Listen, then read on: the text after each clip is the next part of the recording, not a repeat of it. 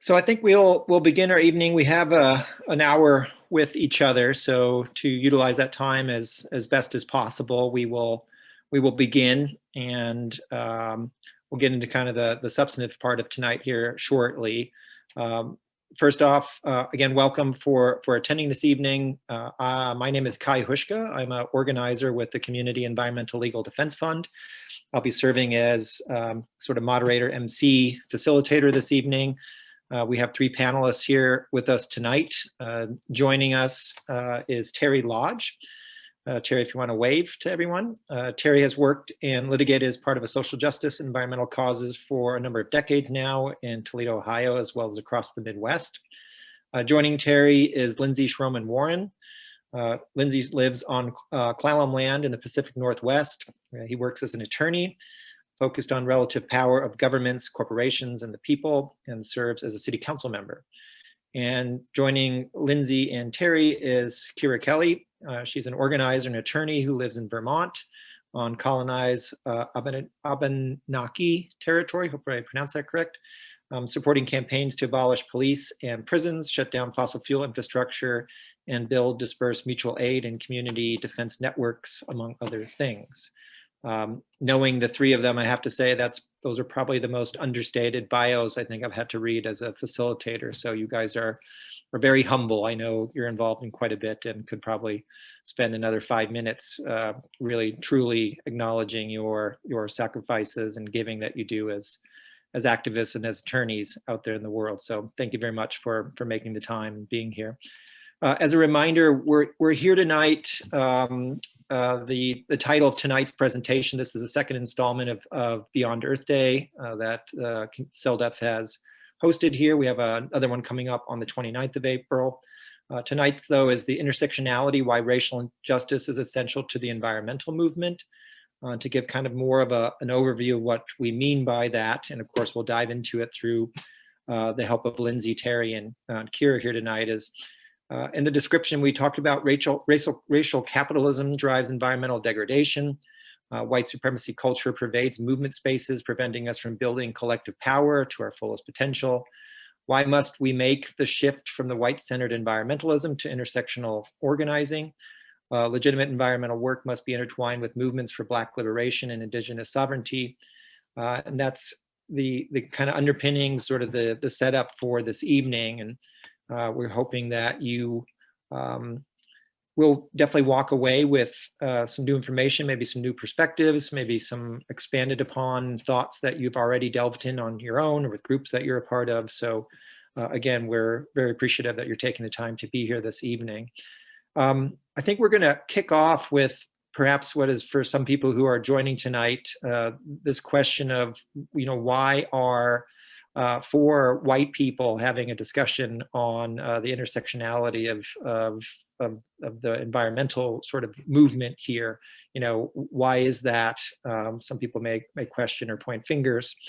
And so wondering if one of you wants to jump in and sort of explain, why the four of us are here tonight. And we'll go from there. Yeah. I'll jump in there unless Kira or Terry want to start. We had a lot of conversation about this in preparing the panel, and some of us, as the intro suggested, do racial justice work in our free time. And I know here locally where I work, we often think very careful about who's facilitating introductory, like racial justice 101 conversations. And we had that question amongst ourselves. And ultimately decided that we wanted to go with this organization. And there's a few quotes that I'm going to throw up on the screen that are, for me, kind of why that made sense. This one, if you've come here to help me, then you're wasting your time. But if you have come because your liberation is bound up with mine, then let us work together. People have potentially heard that before. It's been shared a lot. And attributed in different ways. And it's really this understanding that, we're all together in this process. Like Fannie Lou Hamer says at the bottom of the screen, nobody's free until everybody's free. So the process of racism and colonialism affects white people, obviously in very different ways and in different significance, but we're not free as white people as long as these systems of domination and oppression exist in our world. At the same time, and I'll switch to this next slide, this is from the Ceding Sovereignty's Little White Guilt Guide, which is a great little book to look at.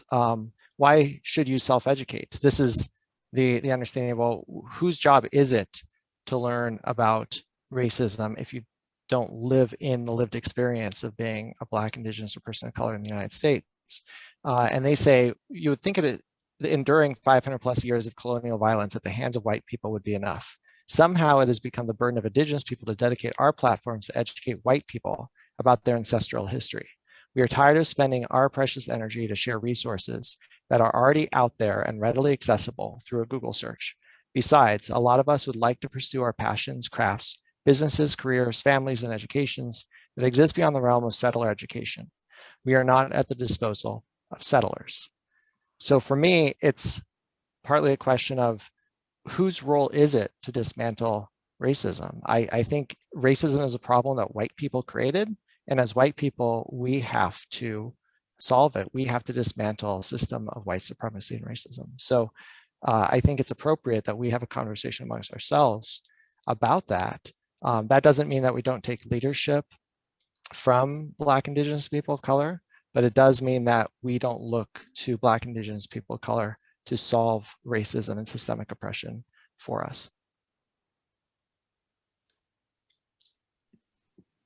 Just to add a little bit to that, because I think that's, I agree with all of that. And I also think that to go back to the question of like, this panel is all white and we're talking about intersectionality and the racial justice movement, like also to acknowledge that, yeah, that's a problem. Like, yes, there is something wrong with that. And yes, it's a little bit messed up that we don't have people speaking from personal expertise and experience to those issues. But the problem goes beyond just like the 2 weeks before this panel, like planning it and being like, who are we going to put on it? The problem goes to like centuries of white supremacy and like the entirety of the existence of the environmental movement being a place that doesn't recognize racial justice as a central concern. That, I mean, even within our own organization, like being really transparent, we haven't prioritized racial justice. Like we haven't made our organizing space one that is inviting or safe even, or like willing to do the work to become safe at some point for BIPOC folks, for people who maybe would otherwise be on this panel if they worked for our organization, but we're an all-white organization in a predominantly white movement, having a conversation about what to do about that. So I think to acknowledge that there's problems within that, to acknowledge that the solution isn't just about tokenizing people of color to put them on the panel to have this conversation, and to be like, what do we do with what we have? And I think that is for us as panelists and you know, for those of us on this call who are white and who are in predominantly white environmental spaces, to use that white privilege to say firmly that we need to center racial justice, because that white privilege means that we can say those things without them being filtered through the lens of our race. So the fact that I, as a white person, can say, environmentalists, we're not doing enough to support racial justice, and nobody's going to think, oh, you're only saying that because you're white, because whiteness is like the default in our white supremacist society. So I think it's important to acknowledge that it's not just like convenient way to have a conversation between white organizers about racial justice. Like it is a flaw, like it is a problem. And we had a tough choice to make when planning the composition of this panel. But we're doing the best that we can, and having a kind of imperfect choice in front of you doesn't mean that we shouldn't do anything. It doesn't mean we shouldn't have this conversation, because we definitely should. So we're kind of here making the best of the reality that we live in, and taking advantage of the fact that we can have these tough conversations as white people and not get our, you know, identities questioned, or like get personal hate speech targeted at us because of that. So I'm grateful for that privilege and trying to use this platform to exploit it, but also want to acknowledge that, you know, if we had generations before us and decades before us and even months before this been, more diligent about centering this, then maybe we wouldn't be in this reality right now. So I think it is a bit on us to like own up to that. One of our great historical flaws as a white settler colonialist country has been the myth of American exceptionalism, which is actually white exceptionalism.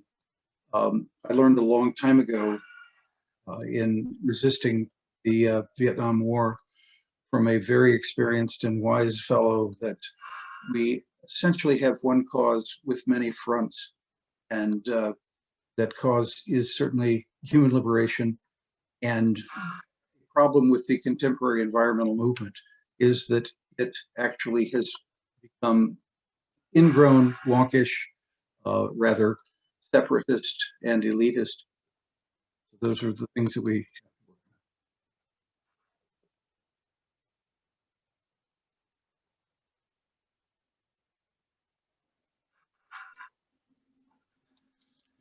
So where does that lead each of you then in this, what you just said, Terry, in the sense of human liberation as really the single cause, and talking about intersectionality and in the realm of, what people dub as environmentalism, where does that go from here? What is lacking? What is missing? What's working well? What are you observing in your day-to-day, either firsthand or what you're coming across and reading or hearing about that, we're either we're missing still, or that maybe is beginning to work well? Well, actually, if you look at sort of the deeper history of what we call the environmental movement, its very roots, if you count that history from approximately 1900, or that roughly that space of time, it was white conservationism. Teddy Roosevelt, John Muir, a number of the people who are heralded as great preservationists and conservationists were actually coming in on the heels of the exclusion of natives from their land, and with still the unresolved heritage of the legacy, if you will, not heritage, of slavery. And so the elitism was apparent from the start. It was remarkable that the Nez Perce tribe was being pursued by the U.S. cavalry across the Yellowstone a year or so after it had been designated as a national park, and had been, of course, appropriated from the tribes.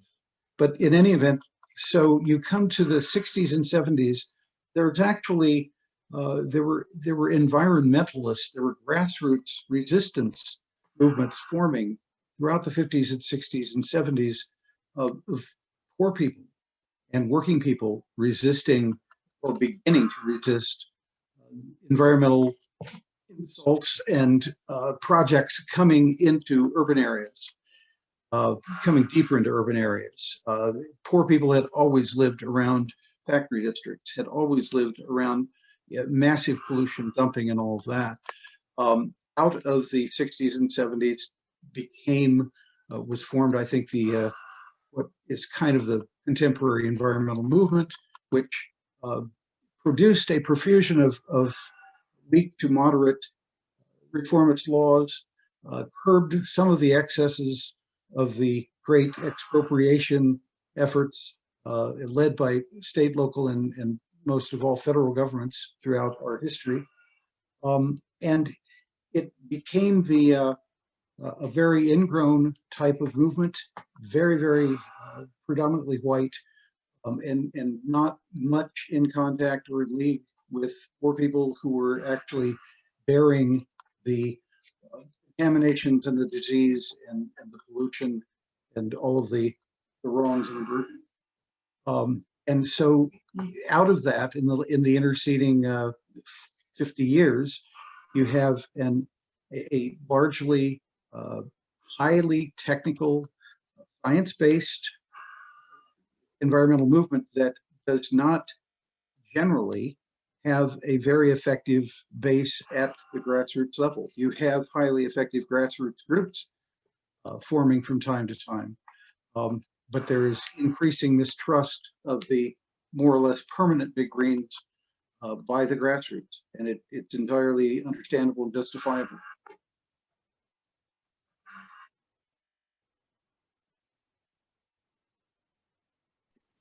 I think in concrete terms, just like what all of that history and like the reckoning that Terry has just brought us through with like the history of toxic settler colonialism, white supremacy culture in the history of environmentalism, like what that brings me to today is this understanding, like the question of what are we missing, and what we're missing is honestly like for environmentalists to recognize that addressing environmentalism as the problem is never going to get us where we need to go unless we address the huge overarching structure that is the police state, that is the U.S. colonial government, that is the racism and the atmosphere that we live in today that creates these environmental problems that are more so the symptoms.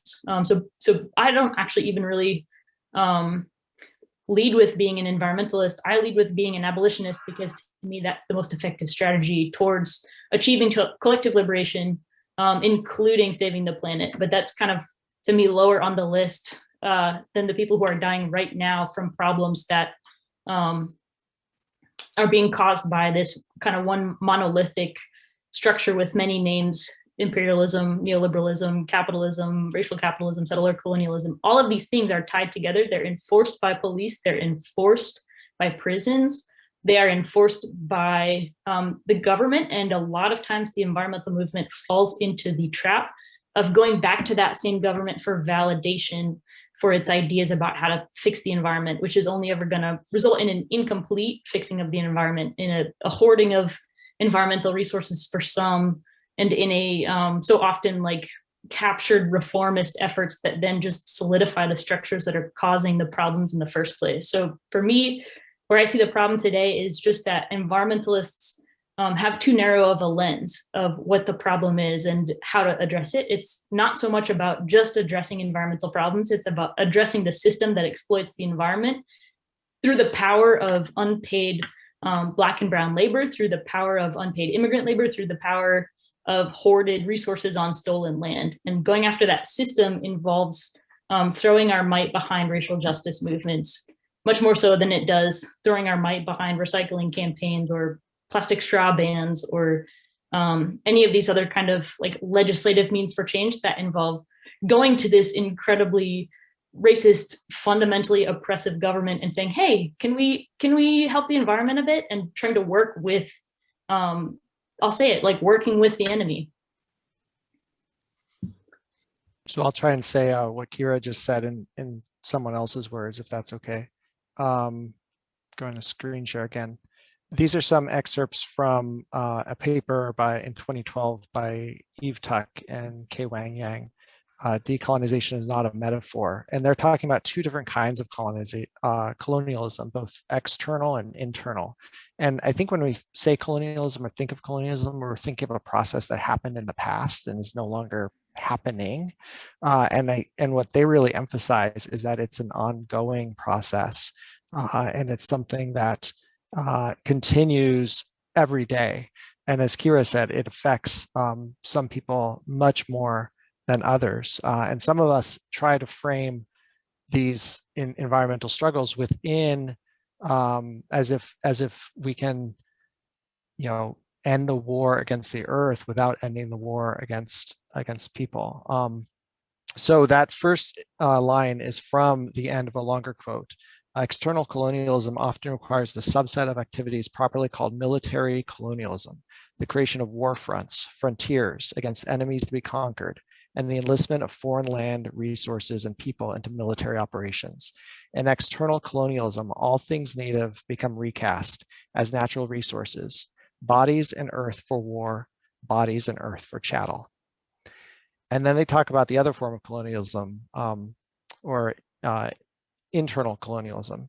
The other form of colonialism that is attended to by post-colonial theories and theories of coloniality is internal colonialism, the biopolitical and geopolitical management of people, land, flora, and fauna within the domestic borders of the imperial nation.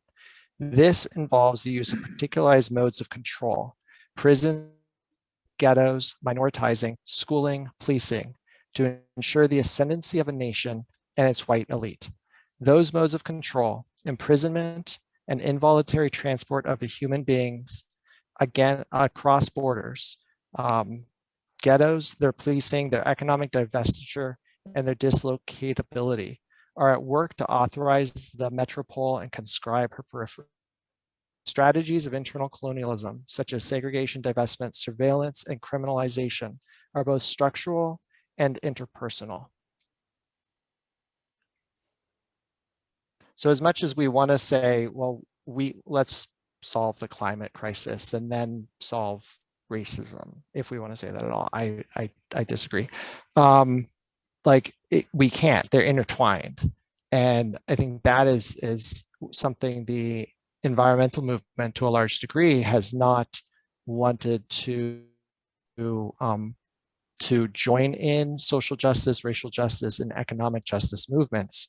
There's been a saying in the past, the environmental movement is neither left nor right, it's up front, which is so historically naive and I think politically naive to our current day as well.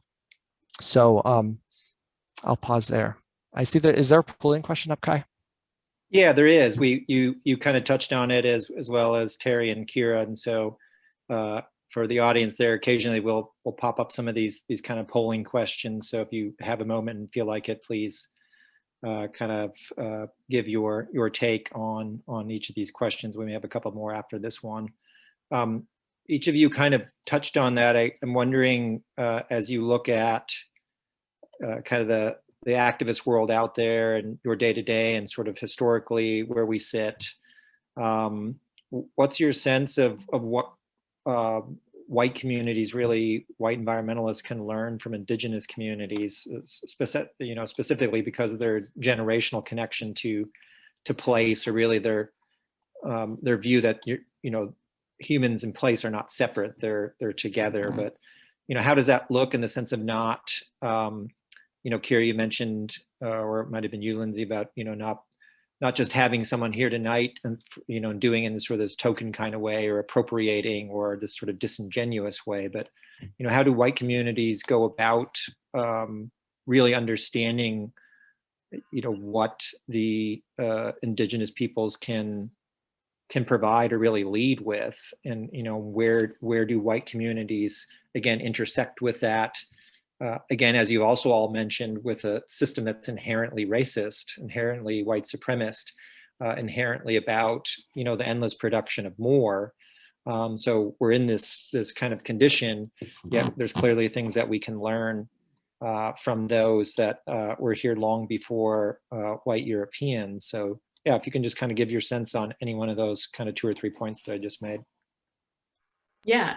I want to start real quick with just saying, I think that the best way to go about that is to support Indigenous land reparations, rather than saying we want to, adapt the stolen land to go back to the ways that it was back when it was stewarded, back before settler colonial folks came over and created the notion of the concept of property ownership, and then imposed it on lands that traditionally were stewarded, rather than trying to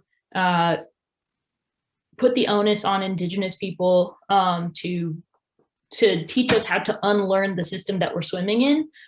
We could say, hey, let's give this land back. Let's extricate ourselves and smash the system that we're living in so that we don't have to work against it. We can just exist without it. And there are people who have been doing that, know how to do that. And it's not about us getting that education, extracting that education from Indigenous folks, but rather us saying, this wasn't ours to begin with. The system that we put in place through the genocide of the original inhabitants of this continent, that system isn't working. So let's undo the genocide and allow what was there before the space that it should have had all along. steward lands and to be the default mode of existence. So it's not so much about like what can we learn from Indigenous people, but rather like how can we undo our history as settlers by giving land back. And obviously that does come with like self-education, like Lindsey was saying in the meantime, but like self-education should first and foremost be about land-based reparations and how to go about making that happen, rather than trying to kind of educate within the existing system.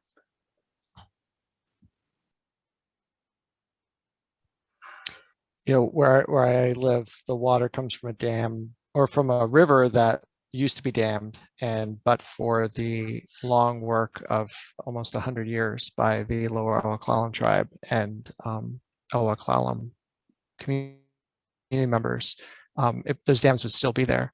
And hearing one of the folks who was very involved in that speak about it after the dams were removed, he said, that's the only river we have.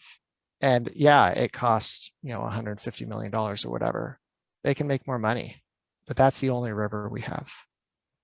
And so that place-based understanding of who a community is that Kai mentioned, I mean, that is something that is very foreign to a lot of European cultures today, and I think to American culture. It's certainly something that I think a lot of us aspire to be connected to the land, but we're not indigenous to the land. I think Robin Wall Kimmerer talks about it as try to be naturalized to the land, but that's different than being indigenous to the land. So, we're not trying to say that, white people can become indigenous by thinking that we're grounded in the place where we live. But, there's a trend right now of doing land acknowledgements, which I think is great, but that needs to be more than just looking up on nativelands.ca and figuring out where you live and figuring out how to pronounce the names of the people who live there or used to live there. But it means actually connecting in one's place and saying, how am I going to be in solidarity and an accomplice with the work that Kira just described of restoring that connection between land and community that is lost in the settler colonial process. I think there's a couple of things to be considered. One is that abolition is a concept that should be expanded beyond just the current use, most common use with respect to policing. I think that we need to enlarge our discussion about what we were abolishing in order to turn the corner to an energy future, to a future that is equitable and includes everyone. And that means that we do have to start talking about the end of the oil and gas era, the end of fracking, the end of clear cutting, the end of the massive resource extraction and exploitation that is going on, some of it on indigenous land, of course. Another thing is to look at contemporary efforts that are going on reservations. In Jackson, Mississippi, the Cooperation Jackson program. I live about 50 miles from Detroit, and there are some amazing urban efforts going on where people are becoming increasingly self-governing and essentially turning their back on contemporary capitalistic methods of production and consumption. And a great deal of the changes that we must achieve and attain in society are going to be dependent on people, for instance, developing truly sophisticated means of food production, using excess land in cities. The entire nature of urban life is going to have to be transformed. And we are going to have to include the people who are right now the inventors and creators of the more sophisticated, novel, futuristic ideas that I'm seeing going on.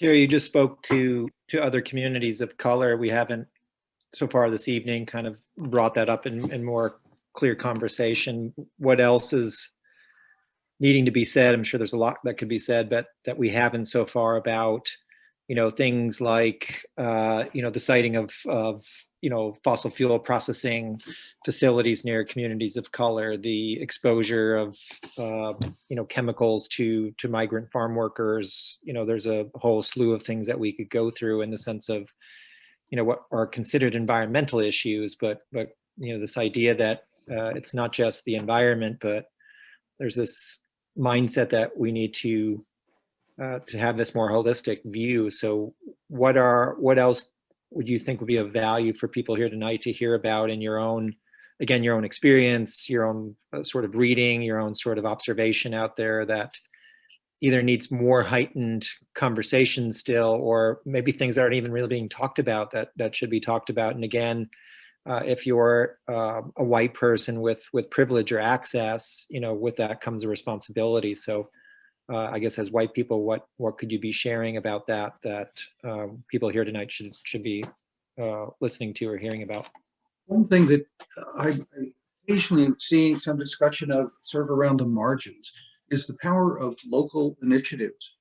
When you look at the reforms, and I mean, they were very serious measures in St. Paul and Minneapolis in the wake of the cop killing, the police killings in recent years. There are some ways that local initiatives that bring in all of the people can have some value.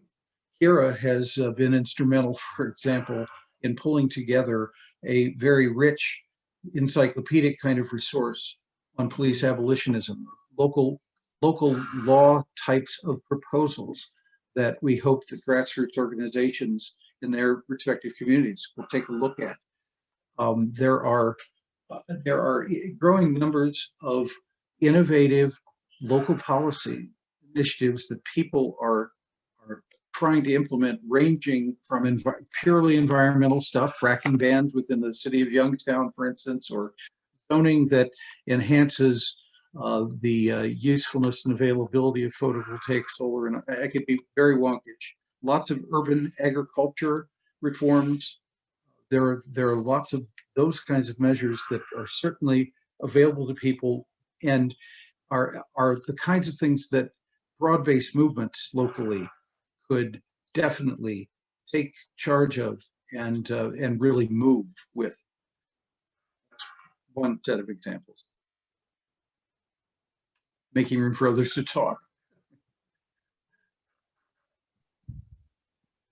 Well, I'll speak to this poll result that is still open, and if anyone, oh wait, sorry, it's closed now, I think. Sorry about that. Yeah, this issue is so deep. I mean, it gets to that initial question we talked about of who's presenting and how can organizations be all white organizations in the context of the United States, like what goes on there and all that. So I put together this slide because I heard this quote a few months ago, and it was really powerful for me. White supremacy is not the elephant in the room, it is the room. And that photo is from a music video, This Is America by Childish Gambino, which if you haven't seen it, it is a very powerful critique of violence in the United States. And I highly recommend watching the video.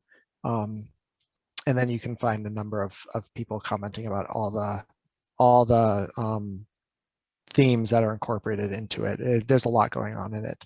But one of those is that, it's a big white room where everything takes place.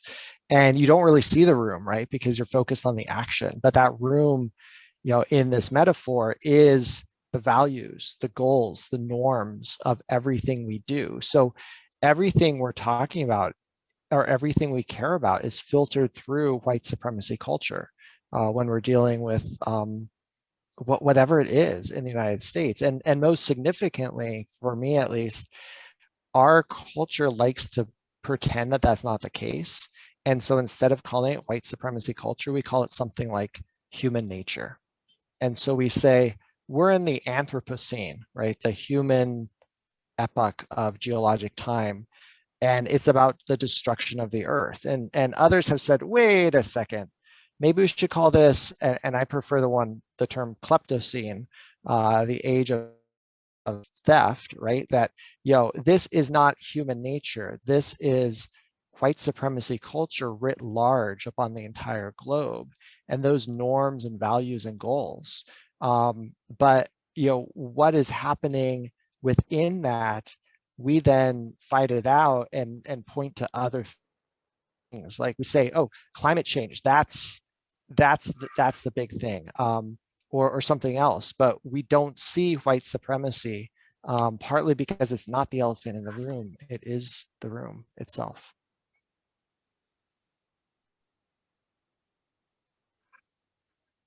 You mentioned climate change or climate chaos, Lindsey, just now. I'm wondering what each of you, how you see this work on deconstructing, the racism that still is pervasive, and how that intertwines itself with the climate chaos that we're currently seeing. I mean, how does that look? Does one need to happen before the other? Is it simultaneous? What's the intersection there, if I'm using the right words?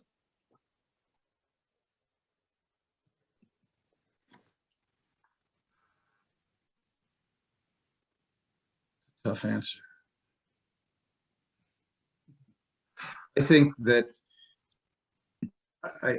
social justice has to be the priority. I think that environmentalism is something that can follow, but we're talking about having to, in very short order, of a matter of a few years, together the strongest coalition of people that has ever existed, and it's going to be it's a tall order, incredibly tall order.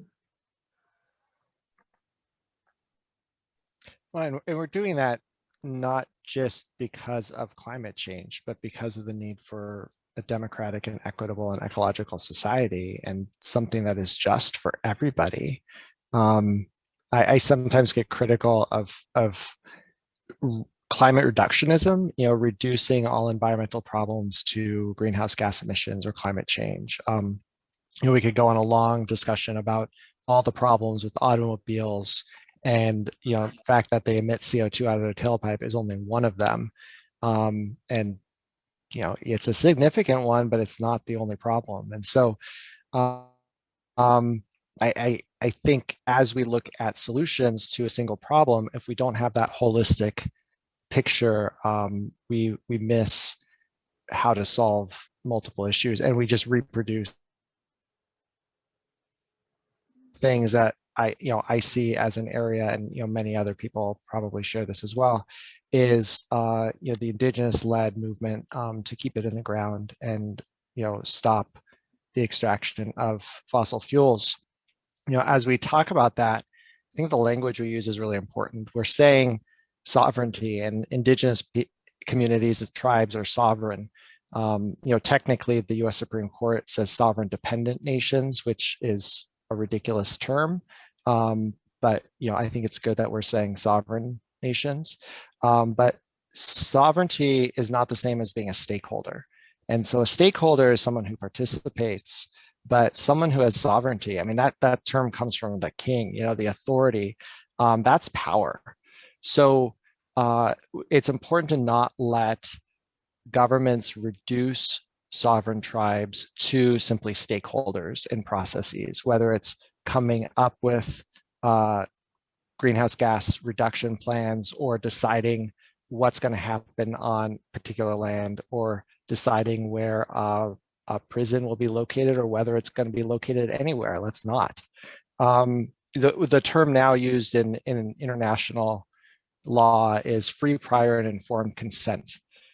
So if anyone is going to do something in an Indigenous community, they should seek free, prior, and informed consent. But that is often getting reduced to free, prior, and informed consultation, right? Slipping back from sovereignty to stakeholder. Consent is the ability to say no and not face repercussions from it, right? That's what free means, free consent. Like you're saying no without, any kind of coercion. And consultation is not the same as consent. I mean, you can be consulted, but somebody else still has that power. So I think it's important that we hold strong to the language we use in these conversations and say, who is actually getting to make the decisions. I mean, that's been something that the Community Environmental Legal Defense Fund has talked about for a long time, like who decides. That's one of the banners on the newsletter. But who decides is so critical for solving such a variety of these problems. There's a saying from the disability rights movement, nothing about us without us, and that's along the same lines. We've got another question up in the poll there, if you haven't seen that pop up. Kira, you mentioned at the kind of the onset, I believe, about again, and I brought this up once before, this idea of tokenism, and I'm wondering if we can talk a little bit more about the tokenizing or saviorism, or other things that are end up being kind of performative and are sort of disingenuous. I guess, what do you see, or what have you seen of being effective in the sense of being authentic in the way that we do organizing through privilege, but then the acknowledgement of what that's all connected to as a means of moving forward? Because I'm assuming everything we're talking about is not just standing in place and being static, but movement towards something better, more just, or is what Terry mentioned, this idea of all humankind sort of liberation and what that looks like. So yeah, that's a really good question. And I think it goes back to a lot of what Terry and Lindsey have been saying earlier. Like, as white people, we aren't forced to examine or question a lot of what's around us, a lot of the room. And there's a lot of things that we've been brainwashed to believe. For example, that police keep us safe. It's a big one, that white people often don't have the lived experience that disproves the brainwashing that we receive, that makes us trust the solutions that are offered to us by a government that benefits from keeping us oppressed. And a lot of times we see tokenism come up by people who are comfortable enough in the current system to not want to change it all that much, but they want to profess their affinity towards the groups who are actively being killed, being brutalized by the system that we, as the people making these performances, are still benefiting from, or still trying to pander to. And I'm just thinking about, it's been a rough week, like on the news, and a lot of us, I think, maybe are more insulated than people who are experiencing this directly. But it should be said, Daunte Wright, his murder, the footage that was released today of the horrific police murder in cold blood of the 13-year-old Adam Toledo. These are things that are real, that are happening to people right now. And we have sort of a choice as to whether we educate ourselves on why they're happening and what we can do about it. And the fact that that's a choice is directly reflective of our privilege. And the fact that we have that choice means that a lot of environmentalists haven't made that connection between police and the destruction of the environment. The fact that we have a choice to ignore a lot of the realities of the world that we live in means that we haven't done a full and thorough investigation of what our theory of change could be at its best, and instead fall into these performative reforms because it's not our skin in the game if they don't work. So performative, the reality of the changes that need to happen getting passed is just not one that affects us too much. And I guess I'll say I see this a lot in Vermont, where I live. It's a predominantly white state, but we do have a significant migrant farm worker population. And we have a lot of local municipalities passing what we call no pala migra measures. So these are local lawmaking endeavors that seek to prohibit cops from tattling to immigration authorities regarding somebody's documentation or citizenship status. And so it's supposed to be a local ordinance that says, cops, if you see somebody and you racial profile them and you think that they're undocumented, you're not allowed to call Border Patrol or ICE. But unfortunately, because people care more about the optics and the feeling good, and because the people who are making decisions are so often predominantly white select boards, they're content with passing a resolution saying, please don't do this, but we don't really have the power to tell you no outright. And these resolutions get passed when, in fact, the resolutions do actually absolutely nothing except to validate the fact that this is all out of our hands in the first place. So I guess the long story short is that we need to stop making appeals to people in power to please use their power better, because that validates that there should be this centralized, consolidated power that's outside of our control in the first place. When we know that that power is being used at this very moment to kill people. So all this to say, I think that the comment in the chat from Lex was really on point, that there is something to be said for white environmentalists changing their focus to support anti-racist movements, because that ultimately is going to get us better to the heart of the problem than just trying to go after fixing the solution. Environmentalism is a symptom. It is not a root cause of the problem. The problem is the police state. The problem is this ongoing settler colonial government that takes people's power away. So yeah, definitely, I think that's spot on. And that goes to Michelle's comment too about changing the E in CELDEF. But I think the caveat with that is, like, we don't want to change the E before we change our focus as an org. We don't want to misrepresent and be performative and say we're actually about racial justice when we haven't done that work ourselves to make ourselves a movement that's committed to being accomplices and committed to making that effort. Kira, can you break down accomplice? I said it earlier, but didn't define it. I can do it if you don't want to.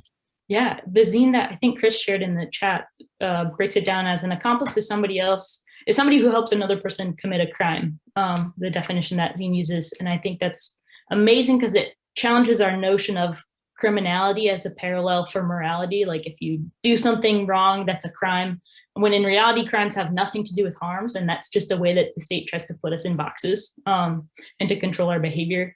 So it's a pretty cool analogy, but I think at the end of the day, like, the key point of an accomplice is that you're both undergoing risks together and working towards shared goals, and one person doesn't have the privilege to, like, pack up and walk away from the struggle. Right.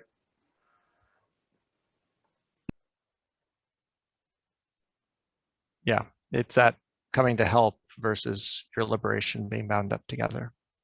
I think that's a spot to go if I can jump on that direction that Kira was kind of taking us. And this is a quote I'm wrestling with from Ibram X. Kendi in his book, How to Be an Anti-Racist, which I actually think the title should be How to Be Anti-Racist, because he says it's about actions. It's not an identity that you hold.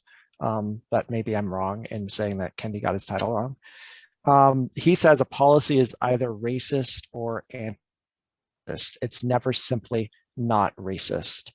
And I find this really difficult to critique. As a policymaker, right? I'm on a city council, and can I look at everything we do and figure out, is that racist or anti-racist? Do I even apply that lens? And do we as a community apply that lens to the laws and rules around us that govern our behavior and actions? I think it's important for us to do. There's discussion these days about equity impact statements, kind of like there's environmental impact statements, but require that kind of analysis. I don't think those are necessarily going this far of saying, is this policy racist or anti-racist? But Kendi's challenge to us is to say, yeah, figure it out, because things like housing policy, for example, is all about racism. Land use within urban areas, all about racism, probably outside urban areas as well. But we're trained to not think of it that way. And that's our white privilege in that play. This is, oops, did I just stop screen? Sorry about that. This is a longer quote from Kendi. I'll pull it up later because he's also, I think, challenging us in a particular way. Sorry, just let me start this. Can't talk and multitask. There we go. This is a longer quote from Kendi. The original problem of racism has not been solved by persuasion, by suasion. Knowledge is only power if knowledge is put to the struggle for power. Changing minds is not a movement. Critiquing racism is not activism. Changing minds is not activism. An activist produces power and policy change, not mental change. If a person has no record of power or policy change, then that person is not an activist. I think that's kind of a challenging quote in some ways. And there's a critique we can make of activism itself. And there's a great article from the late 90s, Give Up Activism, that was published in Do or Die.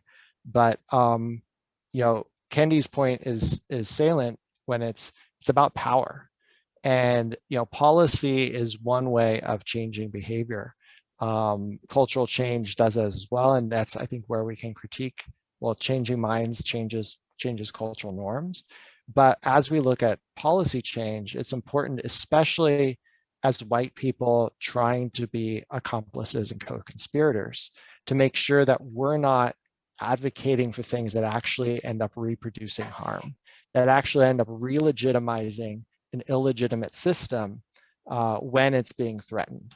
So, last summer, the police state was threatened, right? And a lot of the things that people have proposed, the policies to address it, have been things that have tried to recuperate it in the eyes of the population in general. That, well, if every cop had body camera, if we just ban chokeholds, if we do these better trainings, right? Why don't we have better? Why didn't they learn how to do bystander intervention? There were 3 of them standing around, however many. And those kind of reforms, you can characterize them as recuperative reforms, to borrow from Professor Dean Spade at Seattle University School of Law, because they recuperate the state's legitimacy. And we're trying to differentiate that from abolitionist reforms, which are reforms. They're not, overhauling the entire system, but they are reforms that lead to a free society, rather than reforms that reproduce the corporate police state in our lives and don't actually upend it, but re-entrench its legitimacy. I'm curious, with the mention of power, you are all attorneys, so you're interacting with the existing system in the various ways that you guys have described it tonight. But where do we sit in the sense of basically arriving where we want to go, in the sense of a more just, equitable, diverse, inclusive world? Is that even feasible through a system of which is predicated on just the opposite? Or is there a need for that coming together, I think, as Terry said earlier, in the sense of building dual power, or power outside the current structure? And how does this work of coming to grips with the intersectionality, where does that go, I guess, to the question of what an activist is about this policy change and power? If we can come together in the way that you guys have all been talking about, where does that power go? Because power doesn't just dissipate, it has to concentrate somewhere. So where do you guys see that? And is it not just a and or, but a both kind of a situation? Or I guess to that question of just power itself, what do you see as practitioners and as observers yourself now, and through all the years you've been doing your work? Where do we sit in relation to that idea of power, and how we concentrate power to kind of arrive at that good place that we're all trying to sort of work towards? How's that for a big question with 6 minutes left? A piece of cake. I'll jump in unless Terry was about to. This comment in the chat about how do you change policy when the policy is the bad constitution is Right. a great comment, and we'll tackle that in our next webinar as the third part of this series. But for that question about power, especially since you framed it to attorneys, a lot of attorneys approach it as like, hey, I'm an attorney, I have institutional power, I'm an agent of the court, and I'm going to come in and I'm going to save you from the mess you're in and solve your problem for you. I don't think any of us hold that view, and we generally deride that view as I just characterize it. And instead, a lot of attorneys are working on what we call movement lawyering. It used to be called community lawyering, and the idea of being part of social movements struggling for liberation. And not coming in as the hired guns there to save the people, but instead being part of the people's movement. And we have particular training, so we're tacticians in a way, but that doesn't mean that we know what the solutions are. It means that we've been trained really well in property and lawsuits and contracts and how you deconstruct a criminal statute and those sorts of things. But how we actually live in a democracy, lawyers are definitely not experts in that.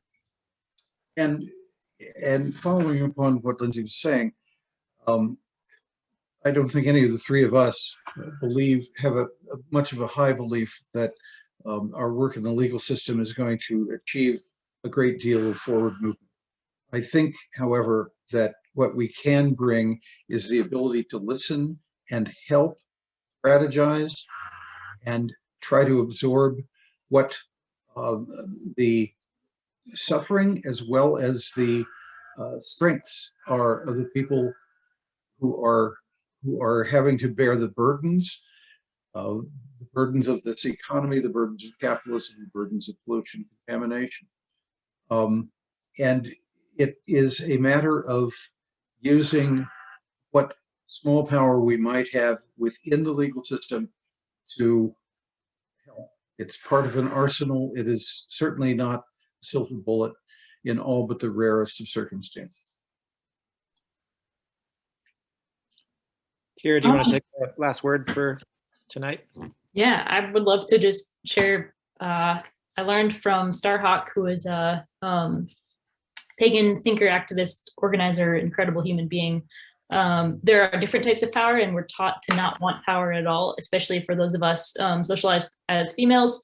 Growing up, we were told power is bad, but in fact, power over is what we're usually talking about when we think the bad power. So power over being the oppressive kind, being that I make decisions for somebody else, being that, if you are the somebody else, you don't get to make the decisions that affect you. And that kind of power is bad, but power within, like internal strength and perseverance, and especially power together, which is what people can accomplish when they work together towards shared goals. That's where I want the power to go. And it is hypocritical for sure to be an attorney, which I think the entire profession is rooted in power over, but I don't know if I should even be speaking as an attorney because I'm just probably well on my way to being disbarred at this point for something or other.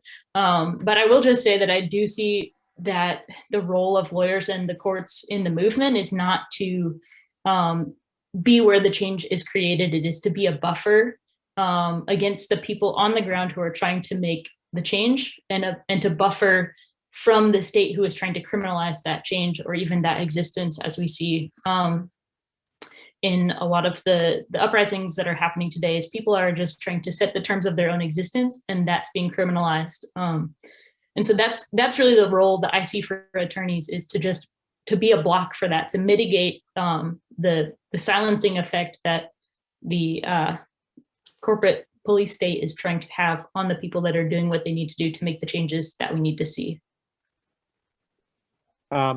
Lindsey, Terry, Kira, thank you very much for what you brought here this evening. I really hope people that attended gained something from the conversation tonight. Really appreciative of the three of you. Definitely appreciative of everyone that's joined tonight. As Lindsey mentioned, the kind of power question, or where we go from here, conversation is really kind of at the core of our next Beyond Earth Day conversation that's 2 weeks from now. So if you go to the CELDEF website, I think the link's been put in chat a few times to register for that webinar. We'll have a different collection of panelists from CELDEF involved in that conversation.